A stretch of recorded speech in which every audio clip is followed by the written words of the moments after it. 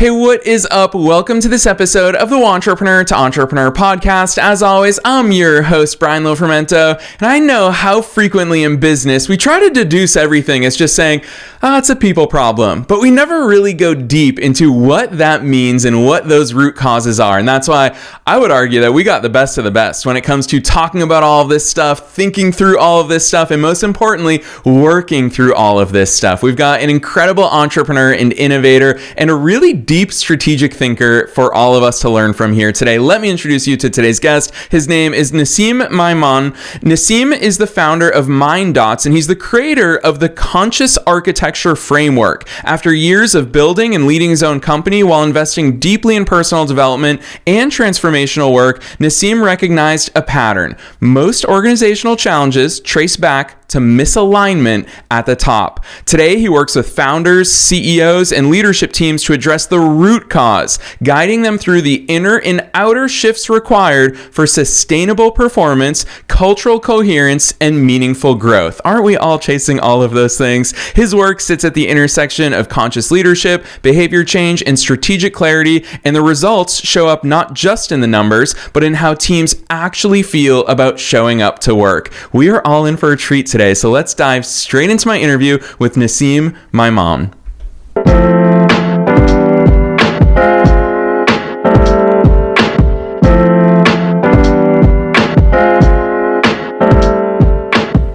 Nissim, I am so very excited that you're here with us today. First things first, welcome to the show. Thank you, Brian. I'm so excited to be here. Like I mentioned before, I love your energy. I so appreciate that. It's easy to get excited when I get to talk to brilliant founders such as yourself, Nissim. So I'm going to put the spotlight right on you to kick things off. Take us beyond the bio. Who's Nissim? How'd you start doing all this cool work? Who is Nissim?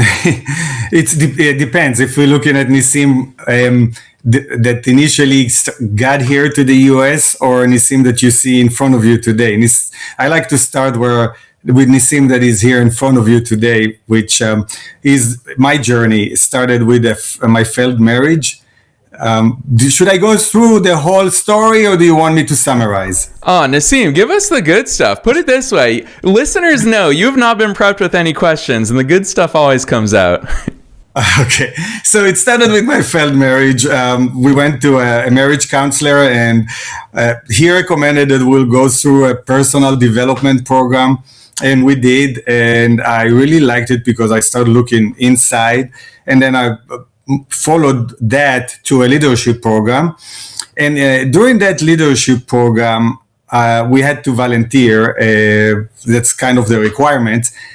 And what I did first, I tried to avoid it. I would say, I don't have time, I have my business, and trying to reduce it to non-existence. At the end of the day, I found myself volunteering with teenagers, ages of 13 to 17 and a half, with the Sheriff Department's program, and giving 4 to 8 hours a week.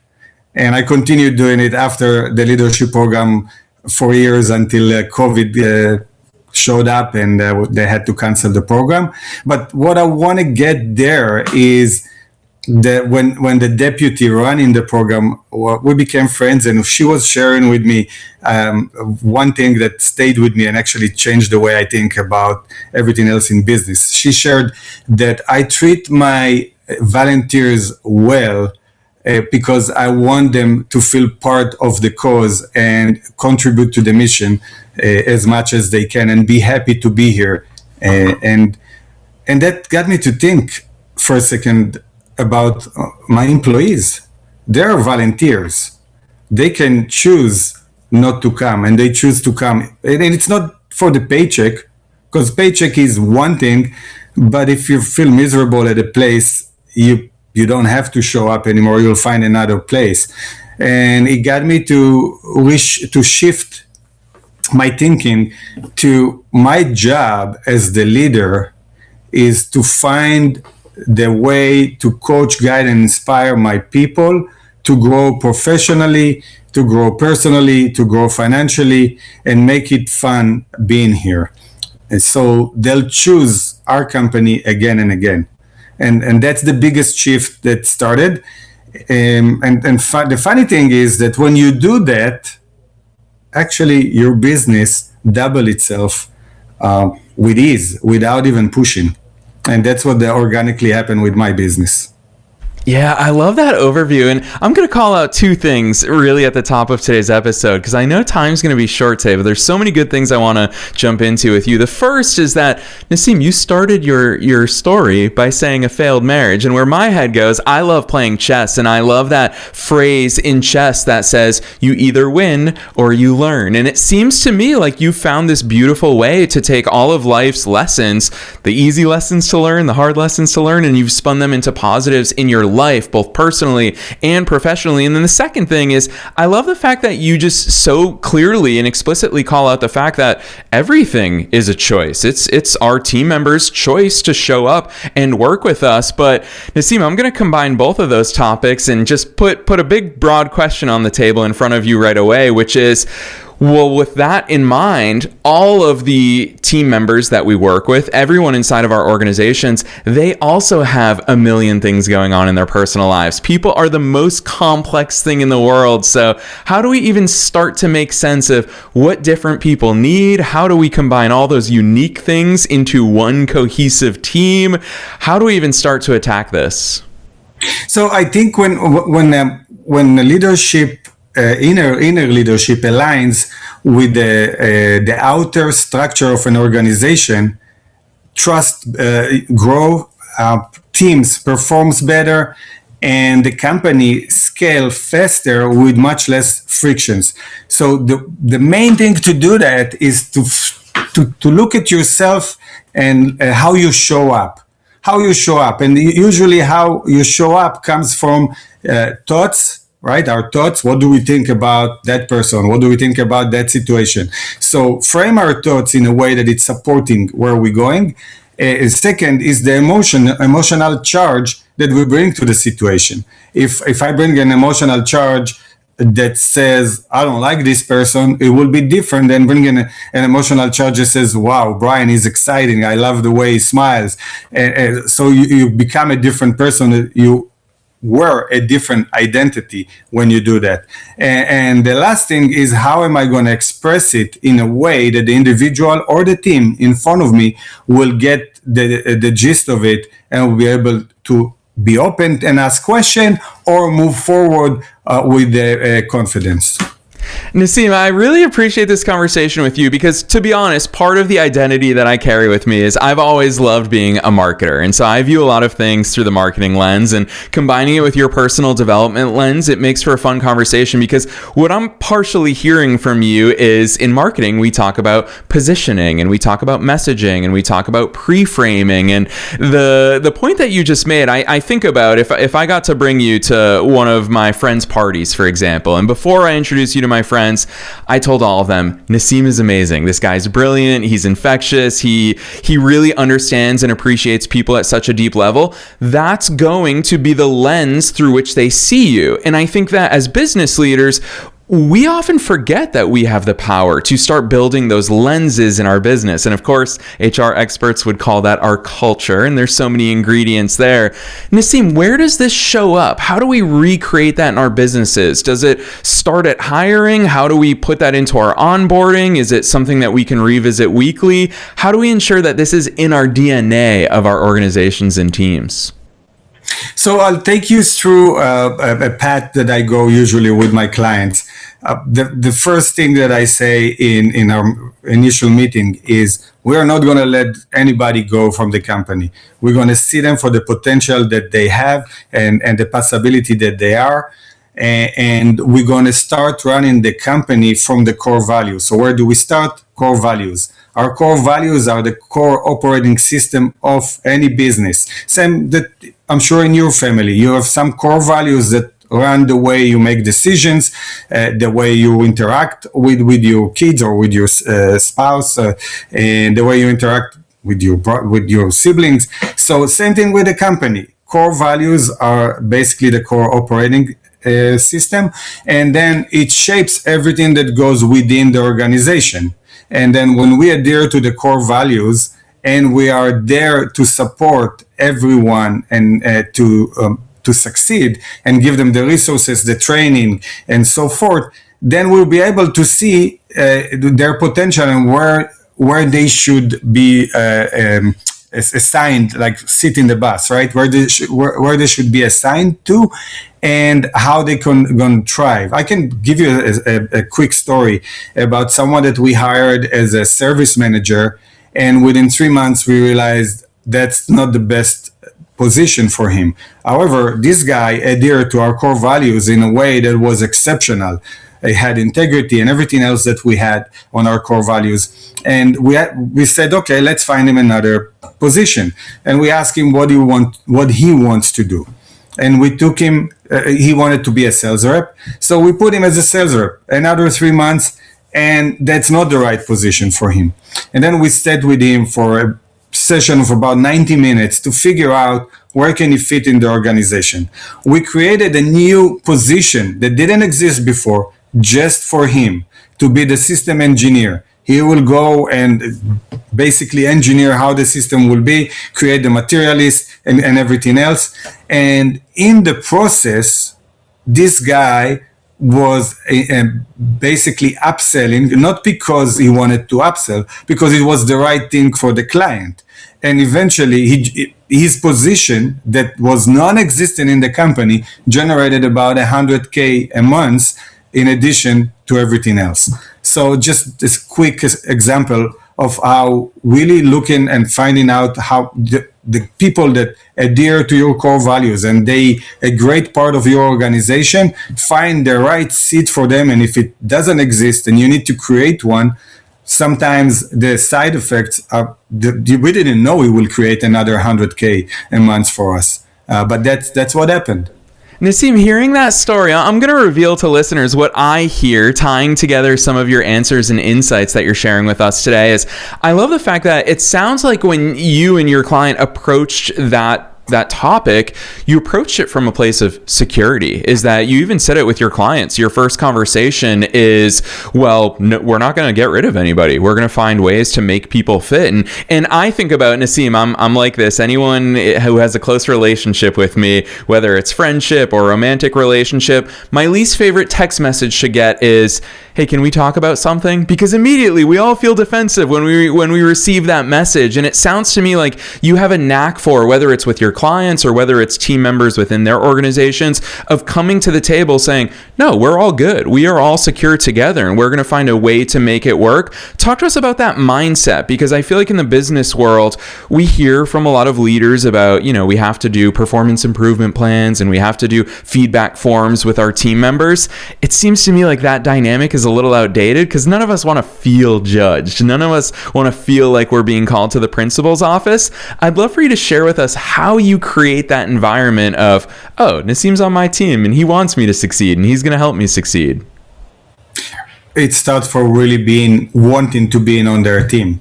It starts with I always say our job at the leadership is to coach, guide, and inspire. We will do whatever it takes to support them to get to where we see them succeeding. And when I say we will do whatever it takes, a lot of time I get, but so we're not going to let anybody go. And my thing is, as long as they are in the organization, as a leader, it's my responsibility to support them in their journey to success. Now, if they don't fit the organization culture or the core, they don't adhere to the core values, that's okay. I will let them be great somewhere else.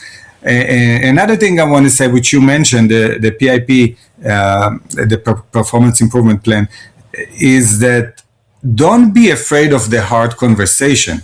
If you are able to remove the emotional charge, this conversation will benefit both, actually all three, the organization, the leader that conduct the conversation, and the employee or the coworker that's in front of you. Because if they don't know where they fail, how do you want them to succeed? If they don't know what's your expectations, they don't know what success look like. And if they don't fit, let them be great somewhere else. That's what you want for them. That's what I want for people. I want them to thrive. Doesn't matter if it's within my organization or elsewhere. obviously I want the good people to strive in my organization, but sometimes someone great is not a fit, and that's okay. Let them be great somewhere else. And hearing the way you talk about that, I guess the first step, and I feel like it's the first step in a lot of processes, is to achieve clarity. Because hearing the way you talk about that, I imagine that it's easier from your vantage point than it is from the CEO's vantage point or the manager's vantage point, whoever the leader is, because I love that phrase of you can't read the label from inside the jar. Sometimes we're just so close to our work that we can't even take a step back and objectively see things for what they are. Nissim, what does that process look like for you to take leaders out of that jar and have them objectively look at the landscape of their teams, of their own leadership style, of everything that's actually happening? It's differ from one leader to another. With some it's faster than with other it takes a little bit longer.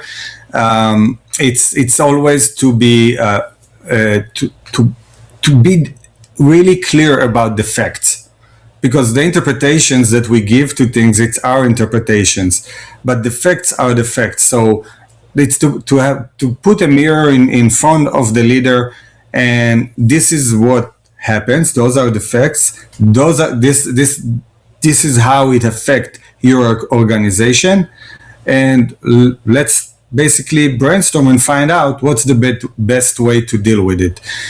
And the work with founders and CEOs is to uncover the blind spot that shapes their decision, their culture, and their results. That's the work.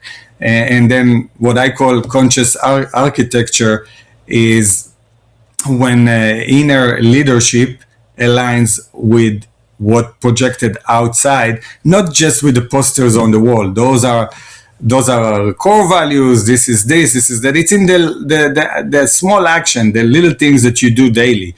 It's in the how you say hello to someone when you come into the office, and how you react when you get the bad news, or if you say you reward one thing, you really want one thing and you reward another. Then what does it mean? Because employees need clarity, like you said, and they need it to be delivered in a way that they understand. Sometimes we talk fast. I'm guilty at that. We talk fast, and those words come out differently on the other side, and it's not clear enough. And if you felt that that's what happened, or if you got the results, that the unexpected result, then be okay with that. That you take responsibility, you're accountable, not in a place in a shame or anything, just in a way that maybe I need to be more clear about it. Let me find out what happened, so I can not fix it, so I can show the path to success in a better way. I don't believe the leader needs to give all the answers. I think the leader needs to ask a lot of questions, so the person in front of you actually get the answers themselves. But basically, that's where it's all going to. Yeah, Nissim, I'm going to go all the way back to 2012. So back then I was running a marketing agency, and really what is the pitch of a marketing agency? Well, we're going to help our clients make more money. And so that was the ROI that we were selling. And I think back to those years of my life. It was my early 20s, and how many friends were in other industries providing very valuable services to businesses. But they always said to me, Brian, I'm so jealous because you get to sell revenue. That is the thing that you're selling. And Nissim, when I look at your business, I think to myself, you're selling more revenue, you're selling more team cohesion, which means employee retention, which means way less hiring costs and replacement costs. You're selling all of those things, but only if leaders have the foresight to recognize the value there. Talk to me about those conversations you have, I guess, not just with your clients, but with potential clients, with business owners that you talk to every day. Where's their awareness level typically of, holy cow, more revenue isn't going to fix what it is that I'm looking for to reach that next level. More marketing isn't going to get me there. This is a root cause that we need to optimize within our businesses. What do those conversations look like? Is that awareness level already there? Not usually. If there is a blog that I wrote regarding the beginning of the year, that we set goals and we have different plans, and And at the end of the day, it's the same me. So if I set those goals a year ago and I didn't get them, what's different? There is no difference between me then and me today, unless there is. You know what? I'll give you an example of a client that I worked with. And one thing he said, "Oh, I need to get an integrator," and to whomever didn't read the book Traction by Gino Wickman, I highly recommend reading it. It talks about everything in a business. But an integrator is a COO, right? The Chief Operation Officer. So he said, I need a COO because I don't know how to deal with people in the right way. I give too much. I don't know how to hold them accountable. And it was a hard conversation, but I at the end of the conversation, he realized that even if he brings an integrator, a great integrator to the company, two things will happen. Either the integrator will leave in 6 months because he won't see that he has a company that he can take it to the next level, or the integrator will eventually start being lenient himself because that's the culture that comes from the top. So the realization is not always easy. A lot of times you get people that don't want to be aware. They don't want to see the blind spot. They want to keep blaming the people in front of them instead of looking in. And it's a struggle. Sometimes we win some, sometimes we don't. With potential clients. With clients, so far, I've been very successful with letting them see it. And like I said before, some of them see it earlier than others, and that's okay. It's a process. There is no rush as long as we keep moving forward and looking at the progress we achieve. And that's why I think I love that phrase of sometimes ignorance is bliss. Sometimes it's easier to not be aware of these things and point the finger at, hey, we just need more clients. We need more revenue. We need more of that in order to scale. But really, we have to take that giant step back. And I think that once we come to that level of awareness, the next thing that we have to realize is, Nissim, it's not enough for you and I on a podcast to just talk about this stuff. We have to actually put the work in, and we have to I talk very frequently on the air about reps. We have to put those reps in. We have to actually practice it, not just talk about that. What does that practice look like for leaders who are working with you, or for leaders who are investing in themselves in this way? What do those reps look like? How can we put this into practice? So the first day in our 90-day sprint is called Inner Peace. Inner Peace. Peace stands for patterns, emotions, awareness, clarity, and expression. And I think that's what we need to do, like observe those of how we or our patterns affect our life or our conversations, the emotions that we bring to the conversation, or the emotion that trigger us to respond or react in most cases. Be aware of those. Once you become aware, if you observe those, you be aware of them, then get clarity of what you really want. What is it that you really want to achieve? What's the end game? And then once you get clarity and you know the patterns, you notice them, you notice the emotions, then how am I going to express? That's the last E, expression. How am I going to express it out in a way that will achieve what I'm looking to get? And now, we're not always going to achieve what we are aiming for, and that's okay. But the growth cycle is keep changing it until we do. The maintenance cycle is keep doing the same thing and expecting different results, and we know what that means for most of us. So basically, the piece is the thing: patterns, emotions, awareness, clarity, and expression. If you constantly observe yourself and see how you do those, then you'll grow. Yeah, so well said. Oh, I love a good framework. And Nissim, you are such a brilliant thinker in the way that you organize this. That's why frequently on the air I come back to the Albert Einstein quote of, if you want to impress somebody, make it complicated. If you want to help somebody, make it simple. And I want to go a little bit deeper there, because you also alluded to one of my favorite life lessons a bit earlier about management style and leadership and where it shows up. And you didn't call out, we have to have a big State of the Union every single year. We don't have to have these big quarterly speeches. You went straight to the little things. And I've always loved that concept of how you do anything is how you do everything. For the leaders that you've worked with, and I'm going to lump you in as well, because I know that you've done a lot of inner work, is what does that look like to put it into practice in our lives? Because all too often we think, oh, when I'm in business mode, that's the only stuff that matters. But I would imagine in the scope of your work, it shows up in personal lives, day-to-day lives, relationships, all of that. Talk to us about that broad scope of work that falls into the practice. It is. It shows up in day to day in our life, in everything. And for me, it started in the personal side. It started with me, doing the leadership program, and after that, I didn't share yet, but I continued to become a transformational trainer, and then I led a small group, and then I've been a coach for 9 people for 3 months. And then part of the transformational training was to deliver transformational sessions. And I felt this is where I really fell in love with people. And at the beginning, I didn't even think I would work with professionals, but who was attracted to me were professionals, so that's how it shifted.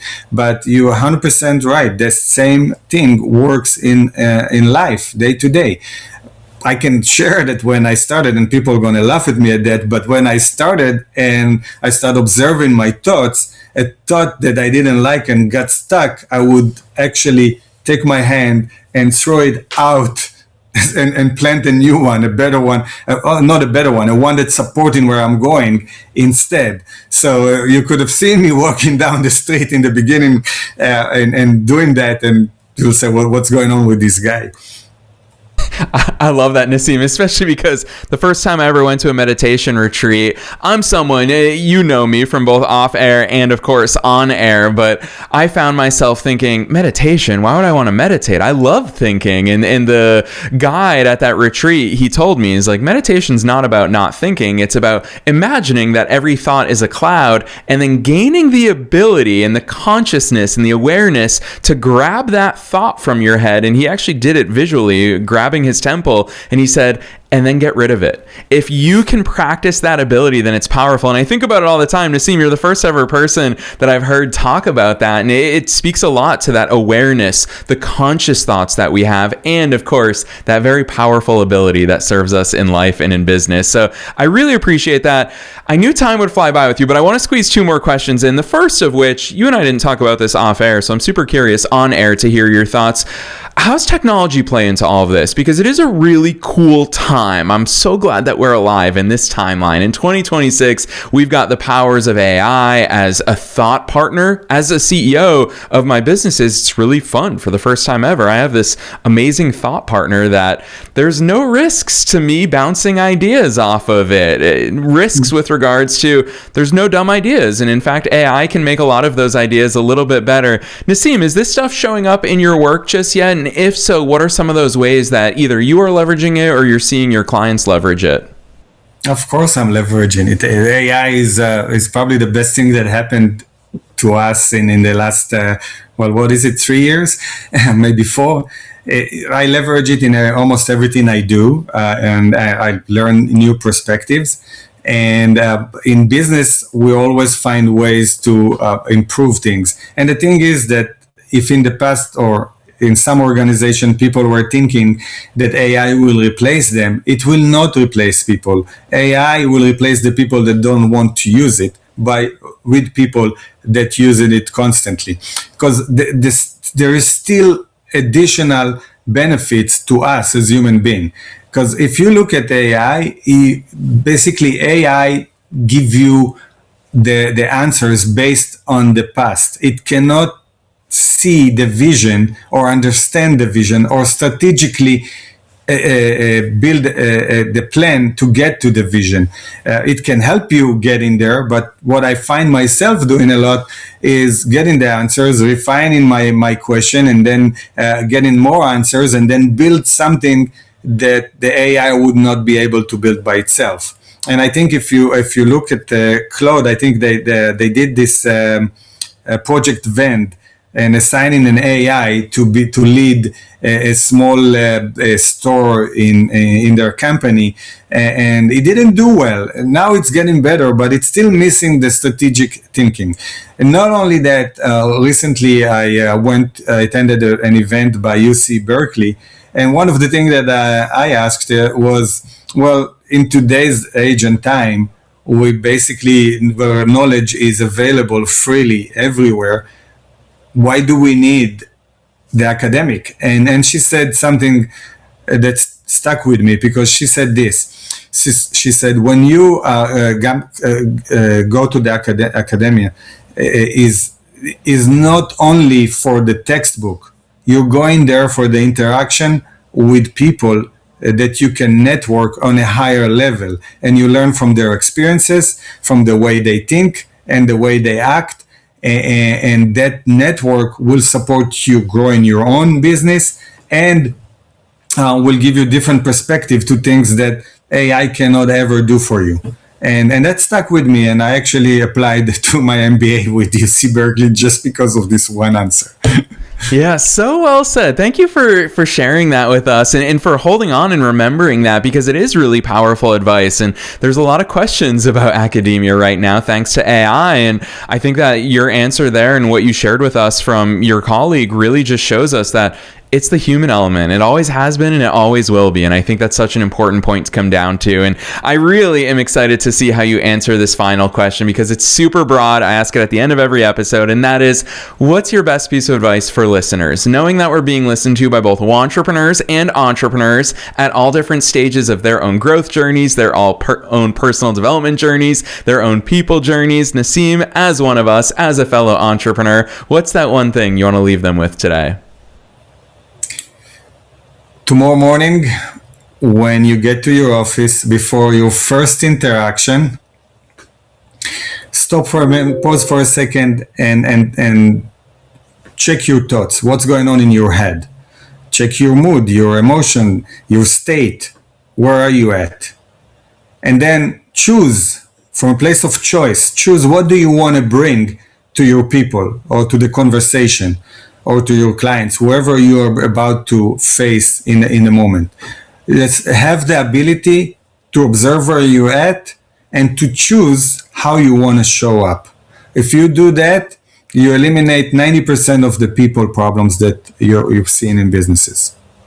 Yes. Oh, I love that. Nissim, that's going to be something that I forever attribute to you, is that conscious recognition of we all get to make a lot of choices. We are choosing all of the things in our lives and in our businesses. And I'm so grateful for you bringing that message to our listeners. I'm also very excited for them to find your work online, because you're up to some really cool things. I think it's unbelievable, all the things that you've built, and really how clear of a path you've paved for all of the business leaders and owners that you work with. So Nissim, for listeners who want to find your work online, drop those links on us. Where should listeners go from here?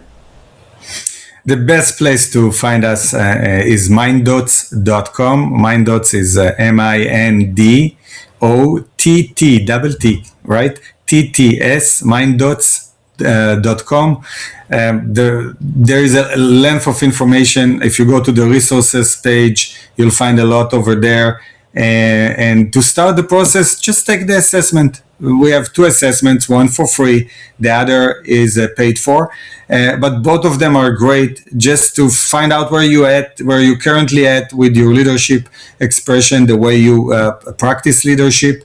And it shows where you're at and give you the starting point, and we can start from there, or you can start from there yourself. I'm here to support you. Your growth is my growth, whether you work with me or not.